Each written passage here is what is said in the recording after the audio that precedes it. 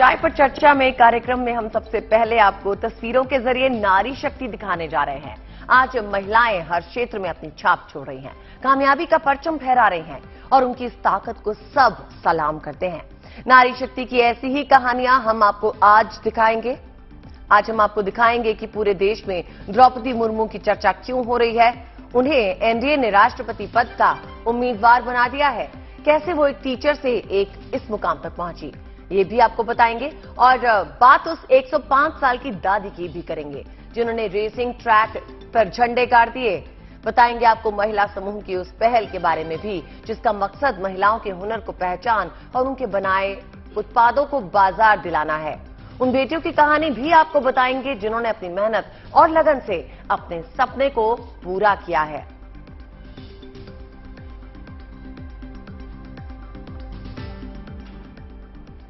तो नारी शक्ति से जुड़ी पहली कहानी है द्रौपदी मुर्मू की, जिन्हें राष्ट्रपति चुनाव में एनडीए ने अपना उम्मीदवार बनाया है। एक शिक्षक के तौर पर उनका करियर शुरू हुआ, लेकिन सियासत के मैदान में भी उन्होंने सफलता की इबारत लिखी। देखिए, उनका जीवन बेहद सादगी भरा है। राष्ट्रपति पद की उम्मीदवार घोषित होने के बाद भी उनके व्यवहार में वो पहले जैसी सादगी बनी हुई है। आज भी एक आम महिला की तरह उन्होंने मंदिर में दर्शन पूजन किया, मंदिर में सफाई की। राष्ट्रपति का पद की उम्मीदवार घोषित होने के बाद उनकी सुरक्षा का दायरा बढ़ा दिया गया है।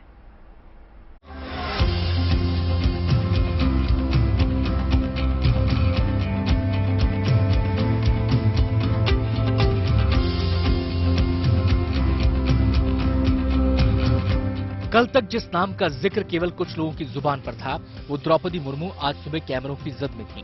एनडीए की ओर से उम्मीदवार बनाए जाने के बाद वो देश की सबसे खास शख्सियत बन गई। उनकी तस्वीरें लेने के लिए होड़ लग गई। लेकिन द्रौपदी मुर्मू आज भी उतनी ही सहज नजर आईं जितनी वो अक्सर नजर आती हैं। दिन का शुभारंभ उन्होंने मंदिरों में पूजा अर्चना से किया। सबसे पहले आज वो ओडिशा के रायंगरपुर में आदिवासियों के पूजा स्थल जाहिरा पहुंची और पूजा अर्चना करके देवी देवताओं के प्रति अपनी श्रद्धा प्रकट की। इसके बाद वो शिव मंदिर भी गईं, जहां उन्होंने मंदिर परिसर में झाड़ू लगाकर सफाई की।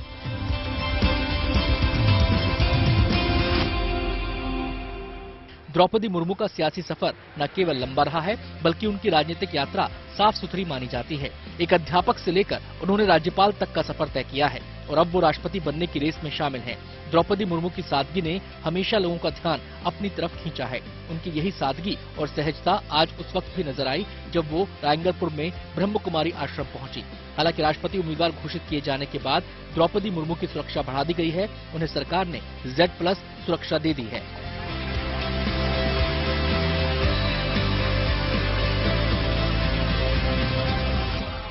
फिलहाल 25 जुलाई को देश के नए राष्ट्रपति का चेहरा दुनिया के सामने होगा, लेकिन इस दौड़ में द्रौपदी मुर्मू की विजय तय मानी जा रही है। अगर राष्ट्रपति चुनाव में द्रौपदी मुर्मू जीत जाती हैं, तो वो देश की पहली आदिवासी महिला राष्ट्रपति होंगी। वर्तमान टेलीविजन न्यूज देखिली वर्तमान किसी कहवा को चाहे ना। परवर्ती समय में आपको जहाँ भी बाइट देवी वर्तमान नुह है कहीं आपण को धन्यवाद। आप कष्ट कर कहा जा रहा है कि 25 जून को द्रौपदी मुर्मू अपनी दावेदारी पेश कर सकती हैं। मुर्मू के बतौर प्रत्याशी नाम घोषित होने के बाद प्रधानमंत्री मोदी ने उन्हें बधाई भी दी और ट्वीट करके लिखा, द्रौपदी मुर्मू ने समाज की सेवा और गरीबों, वंचितों और शोषितों के सशक्तिकरण में जीवन खपा दिया। उनके पास समृद्ध प्रशासनिक अनुभव है और राज्यपाल के रूप में उनका कार्यकाल भी उत्कृष्ट रहा है। मुझे विश्वास है वो हमारे देश के एक महान राष्ट्रपति साबित होंगी। ये फैसला कि जनजातीय समाज की बहन अब देश की राष्ट्रपति होगी, इसने पूरे देश को आनंदित तो किया ही है, गौरव से भर दिया है।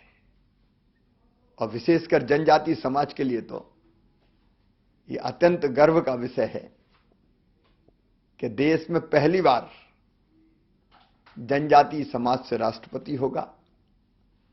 जनजातीय राष्ट्रपति, महिला राष्ट्रपति, देश के पूर्वी भाग से राष्ट्रपति। द्रौपदी मुर्मू ओडिशा की रहने वाली हैं। प्रारंभिक शिक्षा के बाद बतौर शिक्षक उनके करियर की शुरुआत हुई। सियासत में मुर्मू की एंट्री 1997 में पार्षद का चुनाव जीतकर हुई, जिसके बाद वो रायंगरपुर सीट से 2 बार विधायक चुनी गईं। मार्च 2000 से लेकर 2002 तक स्वतंत्र प्रभार राज्य मंत्री रहीं। उन्होंने वाणिज्य परिवहन विभाग का जिम्मा उठाया, जिसके बाद मई 2002 से मई 2004 तक राज्य मंत्री रहीं। जिस दौरान उन्होंने मत्स्य पालन और पशु संसाधन विभाग का जिम्मा संभाला। 2007 में द्रौपदी मुर्मू को सर्वश्रेष्ठ विधायक का पुरस्कार भी मिला। 2015 से 2020 तक वो झारखंड की राज्यपाल रहीं। राष्ट्रपति उम्मीदवार के तौर पर द्रौपदी मुर्मू के नाम पर ओडिशा के मुख्यमंत्री नवीन पटनायक ने खुशी जाहिर की है। एक्चुअली बहुत अच्छा लगा कि क्योंकि पहले बार एक हिस्ट्री में एक दर्ज होगा कि जैसे कि ट्राइबल से या आदिवासी की तरफ से जो कि आज हमारा एक मैडम जो है राष्ट्रपति होंगे, सबसे खुशी लग रहा है। ये समाज का और ये हम लोग का ये तो बहुत बढ़िया बात है और बहुत ही साधारण काउंसिल से लेकर अभी राष्ट्रपति बनने जा रहे हैं। ये मयूरभंज के लिए, उड़ीसा के लिए, सारा भारत के लिए बहुत खुशी का विषय है, गर्व का विषय है। स्पेशली मयूरभंज के लिए बहुत गर्व गौरव के विषय, ऐतिहासिक दिन है। द्रौपदी मुर्मू की उम्र 64 साल है। मुर्मू अगर चुनाव जीतने में कामयाब होती हैं तो वो देश की दूसरी महिला राष्ट्रपति होंगी। इससे पहले प्रतिभा सिंह पाटिल पहली महिला राष्ट्रपति रह चुकी हैं। Bureau report, good news today.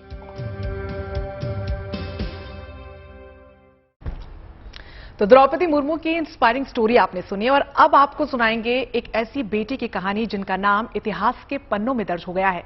वो इसलिए कि इस बेटी ने महिलाओं के पहले एनडीए बैच में पहला रैंक हासिल किया।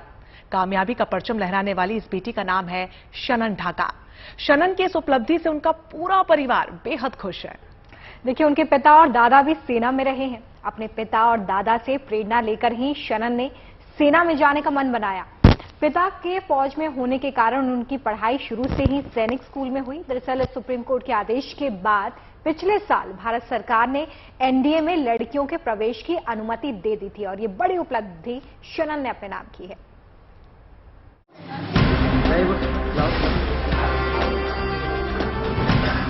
हमारी छोरियां छोरों से कम नहीं, ये बात हर बार साबित होती है और इस बार इसे साबित किया है हरियाणा की ही एक और बेटी ने। नाम है शनन ढाका और काम ऐसा किया है कि पूरे देश को इन पर आज गर्व है।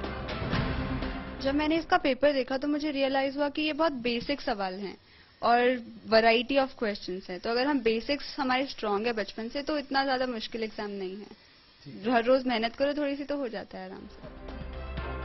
Missile man APJ Abdul Kalam Shanan के आदर्श हैं। शनन भविष्य में सेना के इंटेलिजेंस कोर में काम करना चाहती हैं और देश सेवा के अपने सपने को साकार करना चाहती हैं। ललित शर्मा के साथ bureau report, good news today. और इस वक्त खुद शनन हमारे साथ जुड़ गई हैं। शनन, सबसे पहले तो आपको ढेर सारी बधाइयां हमारी पूरी टीम की तरफ से।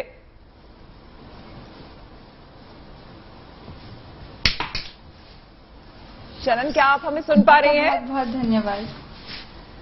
शनन, आपको देखकर विश्वास नहीं हो रहा, आप इतने कम उम्र में जो आपने उपलब्धि ये हासिल की है, पहला बैच एनडीए का, और उसमें आपने जो उपलब्धि हासिल की है अपने आप में बहुत बड़ी बात है। कैसा महसूस कर रही हैं आप?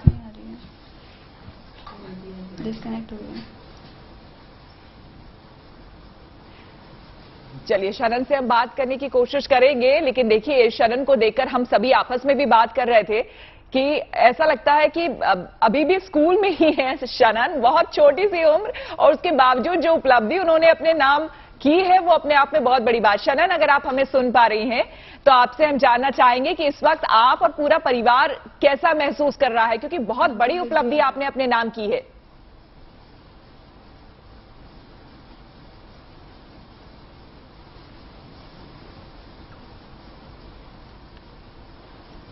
हेलो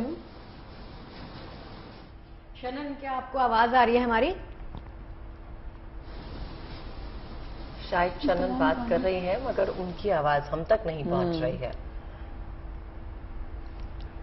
शनन, क्या आप हमारी बात सुन पा रही है? फोन काट दिया उसने। तो बेटियों की कामयाबी, अपने सर लिखने वाली ये लड़की एनडीए में, इन्होंने पहला मुकाम हासिल किया। चलिए, हम शनन से बात करेंगे, लेकिन उससे पहले अगली खबर आपको अदिति बताएंगी। अदिति, हम बेटियों की बात कर रहे थे, उनके शौर्य, उनकी कामयाबी की बात कर रहे थे, तो अगली खबर क्या है, जरा अदिति बताएं। बेटियों की कामयाबी की कुछ और कहानियां भी हमने आपको दिखानी है। अभी हम बात कर रहे थे शनन की, शनन से हमारी बात नहीं हो पाई, लेकिन बता दें कि बेटियों ने झारखंड बोर्ड की इन दो बेटियों ने झारखंड बोर्ड की 10वीं परीक्षा में कमाल किया है और वो दूसरे बच्चों के लिए मिसाल बन गई हैं। बड़ी बात यह है कि इन्होंने कामयाबी तंग हालात से जूझते हुए हासिल की। जी हाँ, देखिए प्रेरणा का स्रोत बन गई हैं। ये बेटियां बेहद साधारण परिवार से ताल्लुक रखती हैं। घर में साधनों का अभाव, लेकिन इनका हौसला बुलंद है। किसी के पिता समोसा बेचते हैं, किसी के पिता दूध बेचते हैं और किसी के पिता पेंटिंग का काम करते हैं। झारखंड की इन बेटियों ने कमाल कर दिखाया है। तानिया शाह और निशु कुमारी ने झारखंड में 10वीं की बोर्ड परीक्षा में 98% अंक हासिल करके न सिर्फ स्टेट टॉपर बनने का गौरव हासिल किया है, बल्कि जिन हालात में पढ़ाई करके इन्होंने कामयाबी हासिल की है वो अपने आप में एक मिसाल है। ये दोनों बच्चियां बेहद साधारण परिवार से आती हैं, लेकिन पढ़ाई के मामले में इन्होंने गुर्बत को आड़े नहीं आने दिया और अपनी मेहनत से वो मुकाम हासिल किया जिससे तमाम बच्चे प्रेरणा ले सकते हैं। ये जो मेरे परसेंट आए हैं अच्छे, उसके लिए मेहनत की थी और आगे भी आशा है कि मैं ऐसे ही अच्छे से मेहनत करूं और हाँ लाइफ में कुछ करके दिखाऊं। स्टूडेंट को ये सोच के नहीं पढ़ना चाहिए कि हमको स्टेट टॉपर बनना है या जिला टॉपर बनना है या फिर स्कूल टॉपर बनना है। उन्हें ना ये सोच कर पढ़ना चाहिए कि हमें हर क्वेश्चन हैंडल करना है और हर चीज को सीखना है। कोई भी चीज ऐसा ना हो जो हमें रटना पड़े या फिर याद करना पड़े। हर चीज को सीखते हुए आगे बढ़ना है। चक्रधरपुर की रहने वाली तानिया शाह के पिता सतीश शाह चाय समोसा बेचकर घर चलाते हैं, तो यहीं की निशु कुमारी के पिता दूध बेचने का काम करते हैं। तानिया को गणित में 100 में से 100 नंबर मिले हैं, तो साइंस में 99 और सोशल साइंस और हिंदी में 98 अंक मिले हैं। वहीं निशु को गणित और साइंस में 100 में से 100 और हिंदी में 98 अंक मिले हैं। अभाव की जिंदगी में भी अपने जज्बे की बदौलत पढ़ाई में पीछे नहीं रहने वाली इन दोनों बच्चियों के नतीजों ने इनके परिजनों और शिक्षकों का सिर गर्व से ऊंचा कर दिया है। बच्चों को मैं यही संदेश देना चाहूंगी कि ये बच्चे जो विद्यालय का नाम रोशन किया है, स्टेट का नाम रोशन किया है, इसी तरह ये बच्चे भी परिश्रमी बने, दिन प्रतिदिन मेहनत करें और एक अच्छा इंसान बने और अच्छा रिजल्ट दिखा के देश का नाम रोशन करें। झारखंड के ही गढ़वा की रहने वाली सोनी कुमारी ने बोर्ड परीक्षा में 7वां स्थान हासिल किया है। सोनी के पिता छोटे किसान हैं और पेंटिंग का काम करते हैं। सोनी की सफलता से परिवार में खुशी का माहौल है। छोटी जगहों पर कम सुविधाओं में पढ़ाई करने वाली बेहद साधारण परिवार की इन बच्चियों ने साबित कर दिया है कि दिल में हौसला और लगन हो तो मेहनत की बदौलत बेहतरीन नतीजे लाना नामुमकिन नहीं। 10वीं की बोर्ड परीक्षा में शानदार प्रदर्शन करने के बाद ये बच्चियां अब आगे और भी अच्छे तरीके से पढ़ाई करना चाहती हैं ताकि अपने सपने पूरे कर सकें और माता पिता, समाज और देश की सेवा कर सकें। झारखंड के गढ़वा से चंदन कश्यप और चाईबासा से जय कुमार, गुड न्यूज टुडे। चलिए शनन हमारे साथ जुड़ गई है, एक बार फिर से हम बात करने की कोशिश करते हैं। शनन, बहुत बड़ी उपलब्धि और हमारी पूरी टीम की तरफ से आपको ढेरों शुभकामनाएं। कैसा महसूस कर रही हैं? मुझे बहुत ही अच्छा लग रहा है। शनन, ये बताइए आपकी उम्र कितनी है? बहुत छोटी लगती है आप दिखने में। मेरी उम्र 19 साल है। 19 साल है, लेकिन लगती हैं कुछ 12-13 साल की। जब हमने आपको पहली बार स्क्रीन पर देखा हमें लगा अरे ये तो कोई छोटी सी लड़की आ गई है। तो ये बताइए कि आप जितनी शरीर से कमजोर लगती हैं उतनी दिमाग से तेज कैसे हैं? मजाक कर रही हूँ शनन। परिश्रम अगर आप करेंगे, मेहनत करेंगे, प्रैक्टिस करेंगे तो हो जाता है।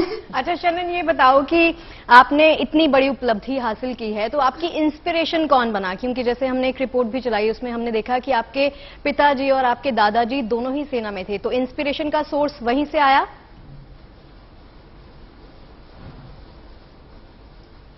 जी, मेरे फैमिली में सभी आर्मी में थे, उन्होंने मुझे इंस्पायर करा। उसके अलावा मैं डॉक्टर APJ अब्दुल कलाम से भी बहुत प्रभावित हूँ। क्या बात है। शनन, यहाँ पे एक सवाल पूछना चाह रहे हैं, असल में लोग भी जानना चाह रहे हैं। शनन, ये बताइए कि आपने तैयारी कैसे की? किस तरह से आपने तैयारी की? रीडिंग की तैयारी के लिए सबसे पहले मैंने सिलेबस डाउनलोड करा। जब मैंने सिलेबस को देखा तो मैंने पाया कि इसमें बहुत बेसिक सिलेबस है और बहुत वैरायटी का सिलेबस है। उसके बाद मैंने पिछले साल के पेपर्स को डाउनलोड करा और उन्हें हर रोज सॉल्व करा, जिसमें मैंने पाया कि बहुत सारे टॉपिक्स मुझे ऑलरेडी आते हैं और काफी सारे नहीं आते हैं। तो जो नहीं आते थे केवल उन टॉपिक्स पर मैंने फिर और पढ़ाई करी कि वो भी आने लग जाए। शरण, क्योंकि एग्जाम आपने बताया, आपकी बाइट में हमने सुना कि बहुत बेसिक से क्वेश्चंस थे, लेकिन बावजूद इसके क्योंकि पहला बैच था जिसमें आपने ये बड़ी कामयाबी हासिल की है, तो कौन से ऑब्स्टिकल्स या चुनौतियों का सामना भी आपको करना पड़ा, इसके बारे में बताइए। क्योंकि तैयारी जब आप इस तरह के एग्जाम की करते हैं तो बहुत सारी चुनौतियां भी होती हैं सामने। मुझे लगता है कि मेरी फैमिली, मेरी टीचर्स और फ्रेंड्स की तरफ से बहुत ज़्यादा सपोर्ट था, इसलिए मुझे इतनी ज़्यादा चुनौतियों का सामना नहीं करना पड़ा। बिल्कुल शनन, वही चुनौतियां जो हर कोई फेस करता है। बिल्कुल, वो कहते हैं ना कि हौसला और जज्बा बड़ा हो तो चुनौतियां अपने आप अपनी सामने बौनी नजर आने लगती हैं। शनन, हरियाणा के रोहतक से आप आती हैं। एक जमाना था जब हरियाणा से घरों से बाहर लड़कियां कदम नहीं रख पाती थी, लेकिन अब हरियाणा की बेटियां न सिर्फ देश बल्कि विदेशों में भी परचम लहरा रही हैं। बदलती हुई तस्वीर को जब आप देखती हैं तो कैसा महसूस करती हैं? क्योंकि आप भी उसका एक जीता जागता उदाहरण है। मुझे ये देखकर बहुत खुशी होती है कि अब हरियाणा में भी बच्चियों को पढ़ाते हैं। अच्छा शनन, अपने एग्जाम के बारे में बताइए। जो एग्जाम दिया उसमें क्वेश्चंस जो थे टफ थे, या जैसे आपने प्रेपरेशन की थी उसी के हिसाब से आपका जो क्वेश्चन पेपर था वो था? क्योंकि मैंने प्रिपरेशन पिछले साल के पेपरों से ही करी थी, तो मुझे बहुत फेयर आइडिया आ गया था कि किस तरीके के प्रश्न पूछे जाएंगे। और जब मैंने असली में प्रश्न पत्र देखा तो मुझे लगा कि ये तो बिल्कुल वैसा ही है जैसा मैंने सोचा था। बहुत बहुत बधाई एक बार फिर से आपको भी और आपके पूरे परिवार को। धन्यवाद। चलिए तो आगे बढ़ते हैं और अब आपको मिलवाते हैं 105 साल की दादी से, जिन्होंने ट्रैक पर झंडे गाड़ दिए हैं। यकीन जानिए, इनकी कहानी सुनकर आप भी दादी को सलाम करेंगे। दादी ने साबित करा है कि हौसला और जज्बा हो तो कुछ भी हासिल करने में उम्र बिल्कुल आड़े नहीं आती है। आपको बता दें कि हरियाणा के चरखी दादरी में ये दादी रहती हैं। उन्होंने गुजरात के वडोदरा में हुई राष्ट्रीय स्तर की एथलेटिक्स प्रतियोगिता में 100 मीटर दौड़ में नया विश्व रिकॉर्ड बनाया है, वो भी महज 45.40 सेकेंड में। रामबाई के इस उम्र में रिकॉर्ड बनाने और जीत पर हरियाणा के सीएम मनोहर लाल खट्टर ने भी उन्हें ढेरों बधाई दी है।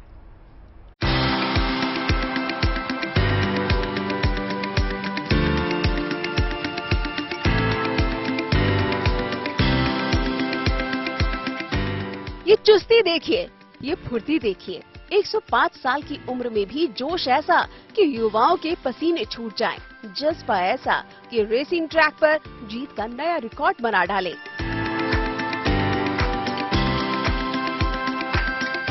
उम्र के इस पड़ाव पर जब लोग खाट पकड़ लेते हैं, हरियाणा के चरखी दादरी के गांव कादमा की रहने वाली रामबाई ने उम्र को पीछे छोड़ दिया है। 105 साल की उम्र में दादी हिम्मत और हौसले की मिसाल पेश कर रही है, एक नया इतिहास रच रही है। रामबाई ने साबित कर दिया है कि कामयाबी उम्र की मोहताज नहीं होती।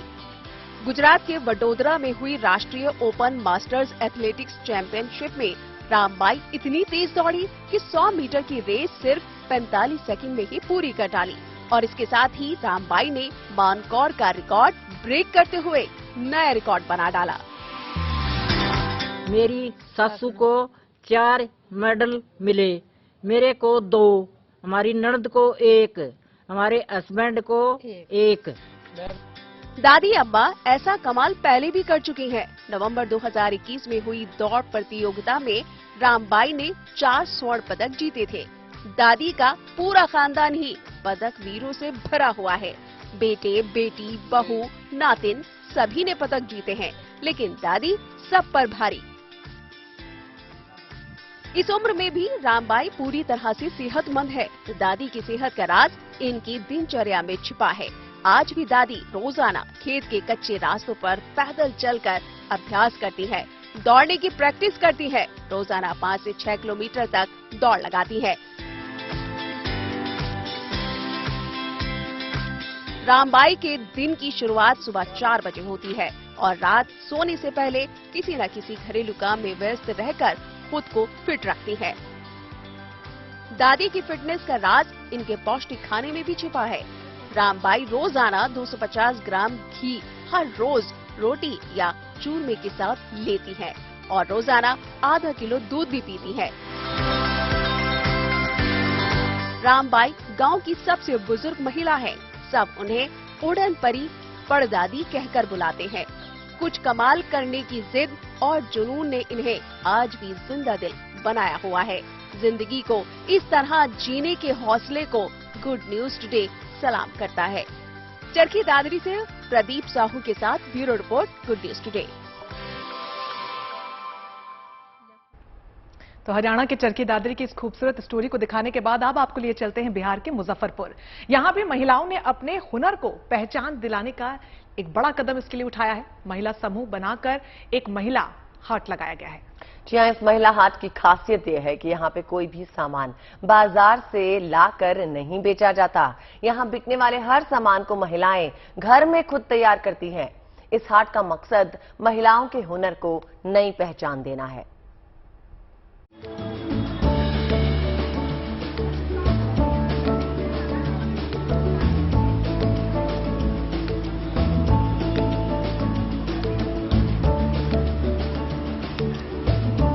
घर में इस्तेमाल होने वाली चीजें यहाँ मिलती हैं। खाने का सामान यहाँ मिलता है। घर की सजावट का सामान यहाँ मिलता है। एक से बढ़कर एक डिजाइन वाले कपड़े यहाँ मिलते हैं। ना तो ये कोई दुकान है और ना ही किसी मेले में लगने वाला बाजार है। ये घर के बरामदे में सजा एक छोटा सा हाट है। आओ, आओ,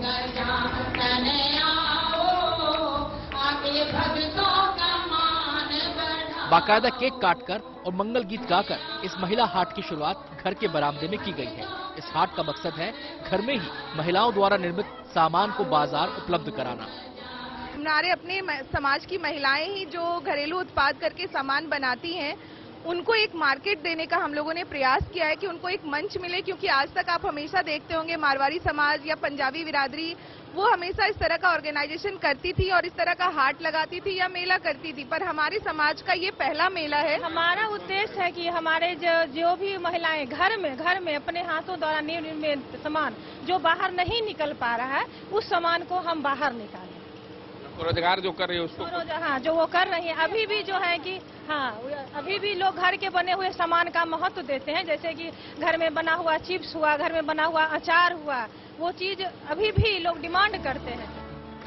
ये तो हम सभी जानते हैं कि भारतीय महिलाएं सजावटी सामानों से लेकर खाने पीने की कई चीजें घर में ही बना लेती हैं। कुछ महिलाएं तो सिलाई कढ़ाई में भी पारंगत होती हैं और घर में ही एक से बढ़कर एक खूबसूरत परिधान बनाती हैं। इस महिला हाट के जरिए महिलाओं के इस हुनर को पहचान और बाजार देने की कोशिश महिला समूह ने की है। महिला समूह से जुड़कर यहां आकर अपना सामान बेचने वाली महिलाएं भी काफी खुश हैं। हुनर को पहचान मिलने के साथ ही महिलाओं की कमाई भी यहां हो रही है। जी बिल्कुल लाभ मिलेगा, क्योंकि कोई भी चीज छोटे पैमाने से शुरू होकर ही आगे बढ़ती है।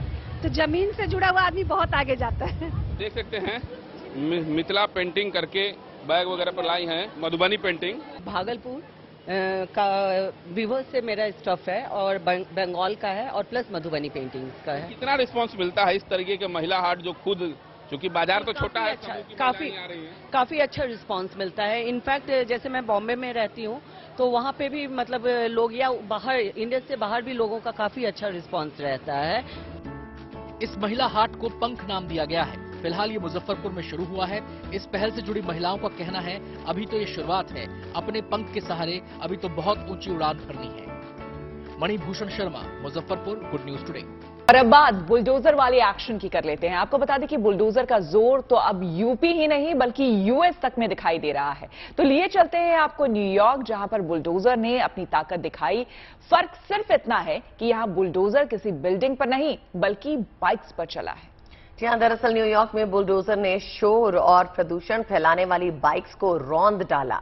हिंदुस्तान में जहां बुलडोजर अवैध निर्माण पर कार्रवाई कर रहा है, वहीं विदेशों में ये बुलडोजर अवैध बाइक्स को नष्ट कर रहा है। बुलडोजर अब कानून का पालन न करने वालों को सख्त संदेश देने का जरिया बन गया है।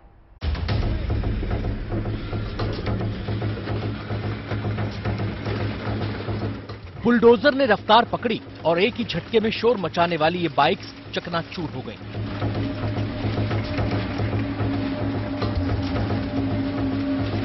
सड़कों पर फर्राटा भरने वाली इन बाइक्स को शोर मचाने के गुनहगार के तौर पर न्यूयॉर्क पुलिस ने जब्त किया था। ये बाइक्स चंद सेकंड में 100 किलोमीटर की रफ्तार पकड़ सकती हैं। ऑफ रोडिंग में भी इन बाइक्स को महारत हासिल है, लेकिन रफ्तार पर सवार इनका रोमांच न्यूयॉर्क के लोगों के लिए मुसीबत बन गया था। सड़कों पर चलते वक्त ये बाइक्स इतना शोर और प्रदूषण फैला रही थीं कि दूसरे लोगों को इनसे तकलीफ होने लगी। न्यूयॉर्क पुलिस ने ऐसी 100 से ज्यादा बाइक्स को जब्त किया और बुलडोजर से रौंद दिया। Dirt bikes and ATVs, they are not only a nuisance and an annoyance to us, but they're extremely dangerous. And we know that. We see them all the time, and we hear them all times at night. We see the large numbers that are moving throughout our street, and we want to be clear that this is not acceptable.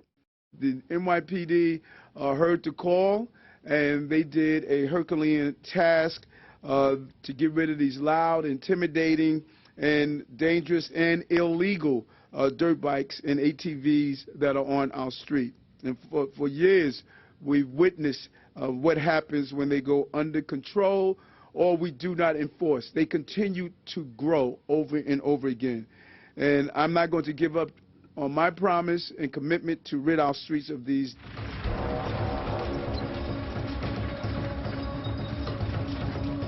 New York में police ने एक साल में ध्वनि प्रदूषण फैलाने वाली करीब 2000 बाइक्स को जब्त किया है। इनमें से अभी 100 से ज्यादा बाइक्स पर बुलडोजर एक्शन हो चुका है। पुलिस के मुताबिक ऐसी बाइक्स न सिर्फ अवैध हैं, बल्कि ये लोगों की सेहत के लिए खतरनाक भी हैं। बाइक्स पर इस कार्रवाई से न्यूयॉर्क पुलिस ने प्रदूषण के खिलाफ एक कड़ा संदेश देने की कोशिश की है।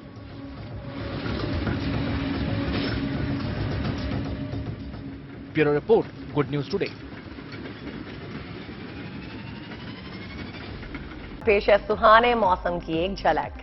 बर्फ से पटी ये वादियां आपका मन मोह लेंगी। घाटी में ताजा बर्फबारी से मौसम सुहाना बना हुआ है।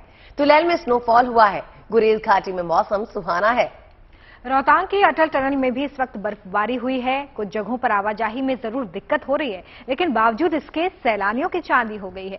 आप भी कीजिए बर्फ से लगदग पटे झक सफेद पहाड़ों की घाटियों का दीदार।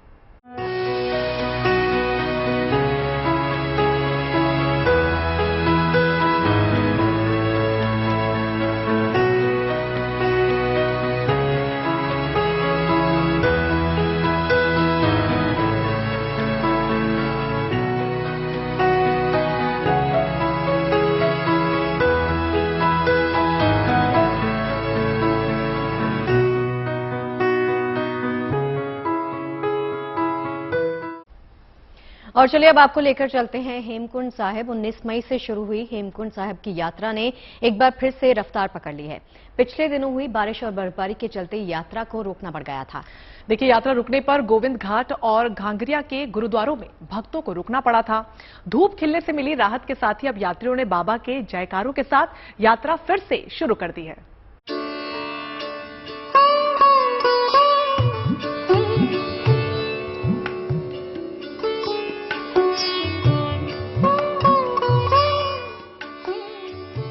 मौसम ने करवट ली, धूप खिली और ठंड से थोड़ी राहत मिली तो हेमकुंड साहब के दर्शन को फिर चल पड़ा भक्तों का काफिला। इस यात्रा को शुरू हुए 1 महीने पूरे हो गए। इस दौरान मौसम की मुश्किलों के बाद भी लोगों के उत्साह में कोई कमी नहीं आई। प्रशासन की ओर से भी लोगों की सुविधाओं का पूरा ख्याल रखा जा रहा है। 3 दिनों पहले भारी बर्फबारी के चलते यात्रा को घांगरिया और गोविंद घाट में रोका गया था। हालांकि इसके बावजूद कई श्रद्धालुओं ने अपनी यात्रा जारी रखी। भारी बारिश और बर्फबारी के चलते पहले भी कई बार इस यात्रा को रोकना पड़ा था। मौसम ठीक होते ही जो बोले सो निहाल के नारों के साथ भक्त फिर निकल पड़ते हैं हेमकुंड साहब की ओर। गोविंद घाट और घांगरिया से 7500 से ज्यादा भक्त यात्रा के लिए रवाना हुए। 22 मई से भक्तों के लिए हेमकुंड साहिब के कपाट खोल दिए गए थे। वहीं 19 मई को हेमकुंड साहब के लिए पहला जत्था रवाना हुआ। तब से अब तक यहां भक्तों के आने का सिलसिला लगातार जारी है। इस पवित्र धाम पर पहुंचने के लिए बच्चे, बुजुर्ग, महिलाएं सभी में उत्साह है। उम्मीद है मौसम की मेहरबानी यूं ही बनी रहेगी और भक्त हेमकुंड साहब की यात्रा आसानी से कर सकेंगे। जोशी मठ से कमल नयन सिलोरी के साथ गुड न्यूज टुडे। और अब बात भारत गौरव यात्रा ट्रेन की, जिसके अयोध्या पहुंचने पर भव्य स्वागत हुआ है। तमाम यात्रियों का फूल माला पहनाकर स्वागत किया गया। इस खास मौके पर ढोल नगाड़े भी बजाए गए। स्टेशन पर झांकी भी निकाली गई, जिसमें कोई शिव का रूप धारण करके आया था तो कोई राम और हनुमान का। इस मौके पर यूपी के पर्यटन मंत्री जयवीर सिंह और अयोध्या के सांसद लल्लू सिंह भी मौजूद थे। भारत गौरव यात्रा के तहत तीर्थयात्रियों की ये यात्रा 18 दिन और 17 रातों में पूरी होगी। आपको बता दें कि भारतीय रेल की ओर से देश की पहली भारत गौरव टूरिस्ट ट्रेन कल दिल्ली से सफदरजंग रेलवे स्टेशन से रवाना हुई थी।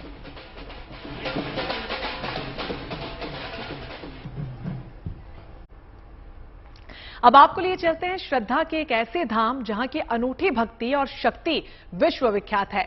हम बात कर रहे हैं गुवाहाटी के कामाख्या मंदिर की, जहां इस वक्त इस ऐतिहासिक मंदिर की रौनक देखते ही बनती है।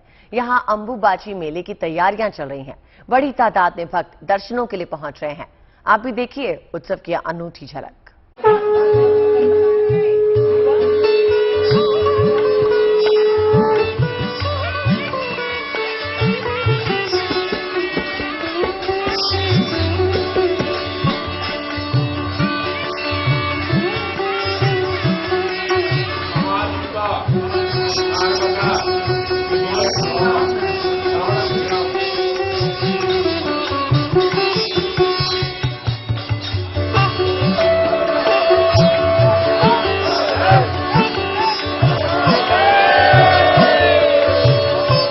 बात करते हैं अनिल कपूर की। बात इसलिए कर रहे हैं क्योंकि अनिल कपूर बॉलीवुड के उन एक्ट्रेस में से एक हैं जिन पर बढ़ती उम्र का कोई भी असर आप नहीं देखेंगे। यंगस्टर्स के सामने ज्यादा यंग नजर आते हैं अनिल कपूर, और इसके लिए वो काफी मेहनत भी करते हैं, वो भी 65 की उम्र में। जी बिल्कुल, वाकई में बहुत ज्यादा फिट हैं और इसीलिए हर कोई रोमिता उनका मुरीद है, हम भी मुरीद है और उनके को एक्टर्स भी। देखिए, योग दिवस के मौके पर अनिल कपूर ने अपनी योग मुद्रा वाली फोटोज सोशल मीडिया पर शेयर की तो लोगों ने खूब कमेंट्स किए। किसी ने योग को अनिल कपूर की फिटनेस का फंडा बता डाला तो किसी ने उनकी जमकर तारीफ की है, लेकिन एक्टर वरुण धवन ने तो उन्हें एलियन बता दिया।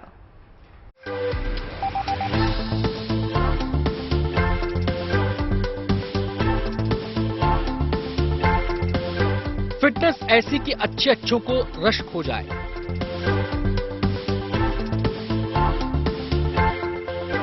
फुर्ती ऐसी कि कोई भी नौजवान शर्म से पानी हो जाए। 65 की उम्र में 25 वाला जोश और जज्बा। बॉलीवुड के एवरग्रीन एक्टर अनिल कपूर अपनी फिटनेस को लेकर हर किसी को चौंका देते हैं। 65 साल की उम्र में भी वो अच्छे अच्छे यंगस्टर्स को मात देते हैं। यही वजह है कि लोग फिल्मों से अधिक उनकी फिटनेस के दीवाने हैं।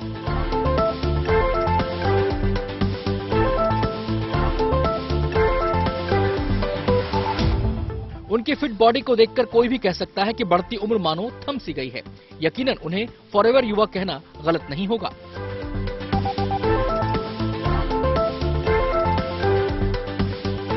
इस फिटनेस और फुर्ती के लिए अनिल कपूर 65 साल की उम्र में जमकर पसीना बहाते हैं।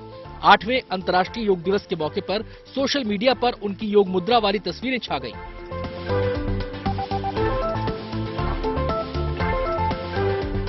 तस्वीरों में अनिल कपूर अलग अलग आसन करते दिखाई दे रहे हैं। ये फोटोज यूं तो सभी को काफी पसंद आई, लेकिन एक्टर वरुण धवन ने अनिल की फिटनेस को देख चुटकी ली।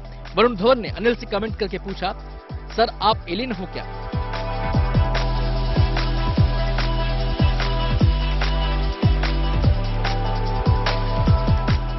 अनिल कपूर अक्सर अपने वर्कआउट के वीडियोस और फोटोज सोशल मीडिया पर शेयर करते रहते हैं। कुछ दिन पहले उन्होंने अपनी एक धांसू एक्टिविटी का वीडियो शेयर किया जिसने फैंस को चौंका दिया। 65 की उम्र में अनिल स्प्रिंटिंग करते यानी तेज दौड़ते नजर आ रहे हैं।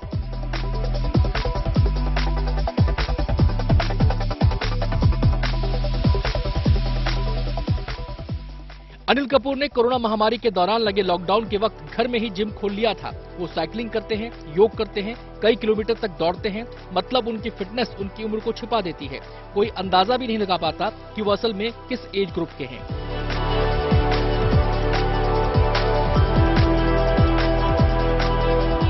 Bureau report, good news today. अच्छा लड़कियों, ये बताओ किसने आज क्या क्या पोस्ट किया है? रोमिता? भाई मैंने तो एक फोटोग्राफ जो है वो पोस्ट कर दी है, तो आप जल्दी से लाइक्स और कमेंट्स कर दीजिए। देखिए मैं तो अपने फंडे रोज बताती रहती हूँ और आई होप आपको पसंद आ रहे होंगे, और ज्यादा जाके देखिए। श्वेता जैसे में नया रील आने वाला है, तो वो जरूर देखिएगा। अदिति? और मैं चाय पर चर्चा की एक तस्वीर और लंच टाइम की एक तस्वीर पोस्ट कर रही हूँ। और मैं बताने नहीं वाली मैं क्या करने वाली हूँ, आप जाकर देखिए। कहाँ जा रही है? फ्रूट्स लेने। कौन सा फ्रूट है? Destroyed husband. डेस्ट्रॉयड मतलब? नाशपाती। नासा वाले बहुत खतरनाक है गाइस। मेरा हर लड़की पे दिल आ जाता है, लगता है मैं दिल का बहुत अच्छा हूँ।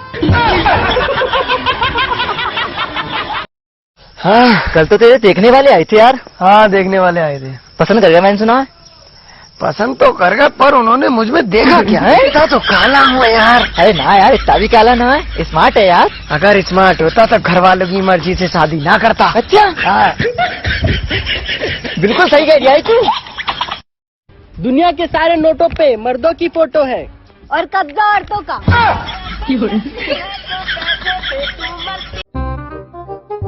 जादू अगर आज इस धरती पर होता तो उसे इतनी धूप मिलती कि वो साला काला जादू हो जाता।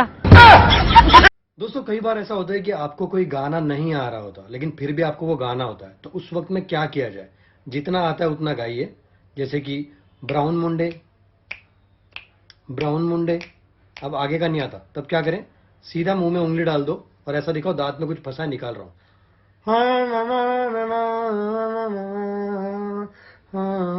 Brown Munde. Thank me later for more tips, follow me. दोस्तों कई बार ऐसा होता है कि आप खाना खा रहे होते हो और कोई आकर आपसे इंग्लिश में पूछता है, would you like to have some desserts? अब डिजर्ट सुनते ही हमें दिखाई देता है रेगिस्तान, लेकिन यहां पे ये अंग्रेज आपसे पूछना चाह रहा है कि क्या आप मीठा खाना पसंद करोगे? Would you like to have some desserts? अब आपको मीठा खाना है, लेकिन खाने के बाद अब ये सब उसे इंग्लिश में कैसे बोले? बहुत ही सिंपल, आप ऐसे कीजिए, मुंह में एक निवाला ठूस लीजिए और जब वो सवाल पूछे तब उसे ऐसे कीजिएगा, मतलब अभी नहीं, बाद में खाऊंगा, वो समझ जाएगा। Thank me later for more tips, follow me.